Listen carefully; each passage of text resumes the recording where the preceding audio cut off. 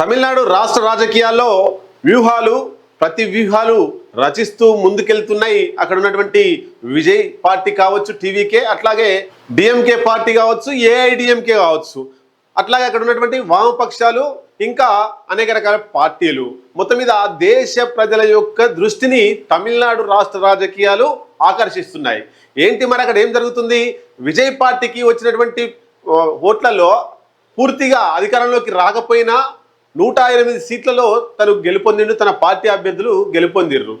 మరి ఇంకా మ్యాజిక్ ఫిగర్కి ఇంకా 10 సీట్లు కావాల్సి ఉంది. అంటే మొత్తం మీద 118 సీట్లు అక్కడ వస్తే అధికారంలోకి రావడానికి, ప్రభుత్వాన్ని ఏర్పాటు చేయడానికి ఉపయోగకరంగా ఉంటుంది. అయితే ఇక్కడ మరి అతనికి విజయ్ టీవీకే పార్టీకి డిఎంకే మద్దతు ఇస్తుందా, ఏఐడిఎంకే మద్దతు ఇస్తుందా, వామపక్షాలు మద్దతు ఇస్తాయా, కాంగ్రెస్ పార్టీ మద్దతు ఇస్తుందా? ఇవన్నీ చర్చలు జరుగుతున్న తరుణంలో వ్యూహాత్మకంగా అనూహ్యంగా నిన్న వామపక్షాలు CPI, CPM, Congress party, VCK party, ఈ పార్టీలన్నీ కలిపి విజయ్కి నిన్న మద్దతు ప్రకటించడం వలన ఈరోజు ప్రమాణ స్వీకారం చేస్తుండు. అయితే ఇక్కడ మనం చూడాలి, ఈ విసికే పార్టీని కావచ్చు, సిపిఎం కావచ్చు, సిపిఐ కావచ్చు, కాంగ్రెస్ పార్టీని కావచ్చు, అక్కడ ఉన్నటువంటి మాజీ ముఖ్యమంత్రి స్టాలినే విజయ్ ప్రభుత్వానికి మద్దతు ఇవ్వాల్సిందిగా తనే పంపినట్లు ఈ పార్టీలను అదొక చర్చ కొనసాగుతుంది రాజకీయాలలో. మరి తనే ఎందుకు పంపిస్తాడు? ఒకవైపు డిఎంకే, ఏఐడిఎంకే రెండు పార్టీలు కలిపి అక్కడ ప్రభుత్వాన్ని ఏర్పాటు చేయబోతున్నాయి. టీవీకే ప్రభుత్వాన్ని ఏర్పాటు చేయడం లేదనేటువంటి కొన్ని చర్చలు జరిగినప్పటికీ ఆ రెండు సిద్ధాంతపరంగా విభేదిస్తారు. అయినా సరే తమిళనాడు రాష్ట్రంలో బీజేపీని అడుగుపెట్టనియొద్దు అనేటువంటిది అన్ని పార్టీలు ఒకటై తమిళం మాట్లాడే వాళ్ళు, తమిళ యూనిటీ, ద్రవిడ యూనిటీ ఐక్యంగా ఉండడం కోసం ఇప్పుడు నిరూపించుకుంటారు. అంటే బీజేపీ కబంధ హస్తాల్లోకి పోకుండా, బీజేపీ సిద్ధాంతాల్లోకి పోకుండా మొత్తం మీద ఆ పార్టీలు ఏం జరిగినా తమిళనాడుకు సంబంధించి వాళ్ళే డామినేషన్ ఉండాలి. ఒకవేళ బీజేపీ ప్రభుత్వంతో పోతే హిందీ రాష్ట్రాల డామినేషన్ తమ మీద ఉంటుందని గ్రహించి అక్కడ ఉన్నటువంటి పార్టీలన్నీ కూడా మొత్తం మీద బీజేపీని అడుగుపెట్టనీయకుండా అక్కడ ఉన్నటువంటి పార్టీలే ఈరోజు అధికారంలోకి వస్తున్నాయి. దానికి స్టాలిన్ కూడా స్వాగతం పలుకుతుండు. దీనికి సంబంధించి ఒక్కసారి మనం చూస్తే స్టాలిన్ అనే చాలా గ్రేట్ మెచ్యూర్ మైండ్తో ఆలోచిస్తూ విజయ్ ప్రభుత్వాన్ని ఏర్పాటు చేయడం కోసం నేను ఎక్కడ అడ్డంకి కల్పించను, ప్రజా తీర్పును శిరస్సా వహిస్తా అని చెప్పుకొచ్చిండు. అది హర్షించదగ్గ పరిణామం. అట్లాగే ఏఐడిఎంకే అక్కడ ఏర్పాటు చేయాలన్నా కూడా బీజేపీతో పోవాలన్నా పోలేనటువంటి పరిస్థితి, బీజేపీతో పోతే ఒక్క సీటు కూడా రానటువంటి పరిస్థితి.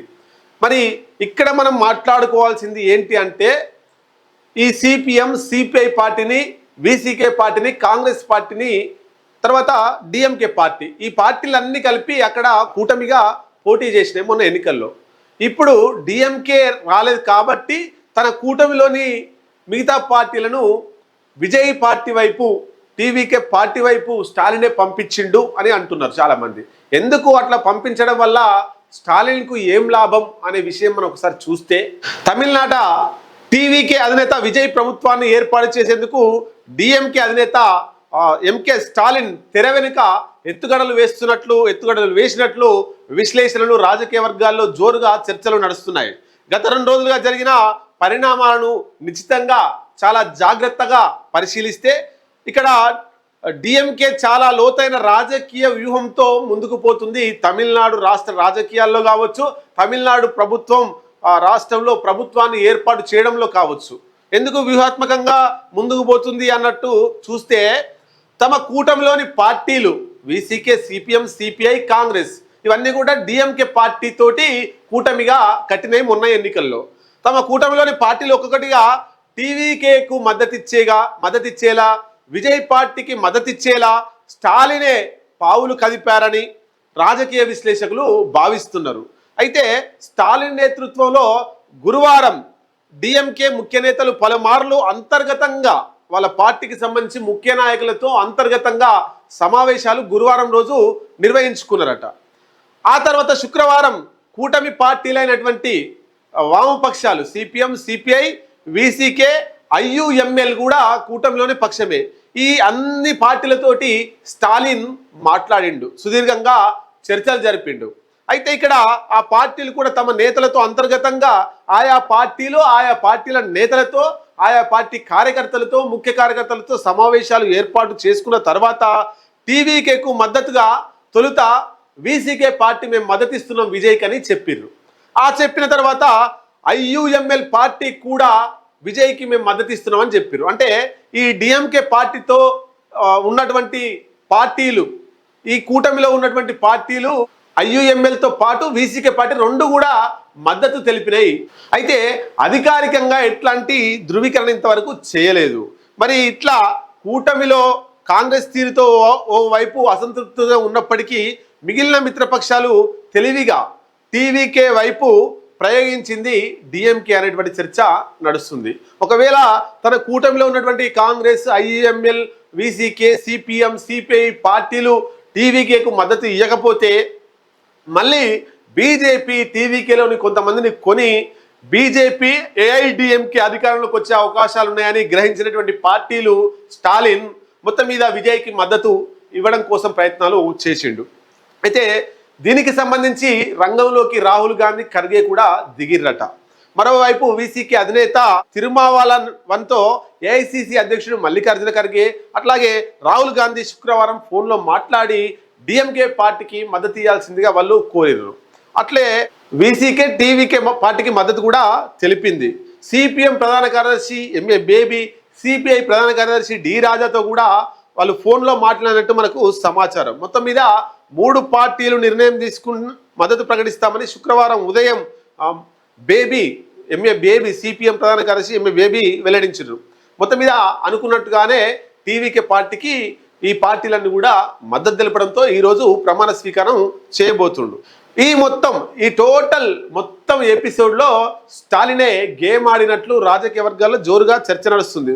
మరి ఏంటి మైండ్ గేమ్ ఎందుకు ఆడుతున్నాడు? ఒకవేళ విజయ్ ముఖ్యమంత్రి కావడానికి స్టాలిన్ ఎందుకు పావులు కదుపుతున్నాడు అని డౌట్ వస్తే, ప్రభుత్వ ఏర్పాటుకు మార్గం సుగమం చేస్తే ముఖ్యమంత్రి విజయ్ అవుతాడు. అక్కడ ఉండేటువంటి విజయ్కి డిఎంకేకు మధ్యలోనే అక్కడ పోరు ఉంటుంది. కాబట్టి 2 ప్రధాన పార్టీలుగా, పెద్ద పార్టీలుగా తమిళనాడులో ఇటు విజయ్ పార్టీ ఉంటుంది, అటు డిఎంకే పార్టీ ఉంటుంది. కాబట్టి ఏఐడిఎంకే పార్టీ తుడుచుకుపెట్టుకోబోతుంది. కాబట్టి అక్కడ విజయ్ ఉండడం కోసం అంటే బీజేపీకి వ్యతిరేకంగా గట్టిగా కొట్లాడుతుండు విజయ్.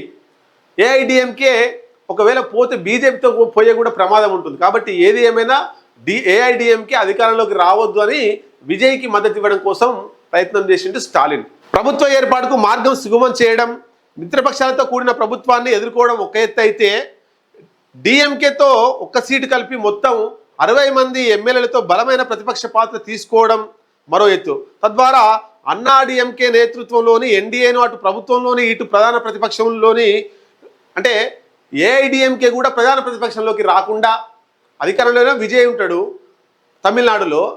ఆ ప్రధాన ప్రతిపక్షంగా డిఎంకే ఉండాలి, ఏఐడిఎంకే రావద్దు అనే ఉద్దేశంతో చాలా పావులు కదుపుతున్నాడు. ఇటు ప్రధాన ప్రతిపక్షంలోకి రాకుండా చెక్ పెట్టిండు డిఎంకే అధినేత స్టాలిన్. మొత్తం మీద ఈ చర్య అన్నా డిఎంకే వర్గాలకు, బీజేపీ వర్గాలకు మింగుపడడం లేదు. అంటే ముఖ్యమంత్రిగా ఈ 5 సంవత్సరాలు విజయం కొనసాగిన ప్రధాన ప్రతిపక్షంగా ఖచ్చితంగా డిఎంకే స్టాలిన్ పార్టీ ఉండాలి. ఈ తప్పులన్నీ 5 సంవత్సరాలలో విజయం చేసేటువంటి లోపాలను ఎత్తి చూపాలి, జనాలలో ఉండాలి, ప్రజలలో కొట్లాడాలి. కాబట్టి వచ్చేసరికి అన్నా డిఎంకే వెనుకకు పోతుంది, 3 పార్టీల మధ్యలో ఉండదు, 2 పార్టీల మధ్యనే ప్రధాన పోరు ఉంటుంది. కాబట్టి 5 సంవత్సరాల తర్వాత విజయ్కి ఎట్లాగో ముఖ్యమంత్రి ఇచ్చింది కాబట్టి, ఇన్ని రోజులు ప్రజలలో ఉన్నాడు కాబట్టి ముఖ్యమంత్రిగా మళ్ళీ స్టాలిన్కు అవకాశం ఇవ్వాలి అని చర్చ తమిళనాడు ప్రజల్లో జరగడం కోసమే, ప్రధాన ప్రతిపక్షంగా డిఎంకే పార్టీ ఉండడం కోసమే ఇక్కడ స్టాలిన్ ఈ అన్ని పార్టీలను విజయ్ వైపు పంపించిండు అనేటువంటి ఆరోపణలు వస్తున్నాయి. చూద్దాం ఎంతవరకు దేంట్లో నిజం ఉందో చూద్దాం.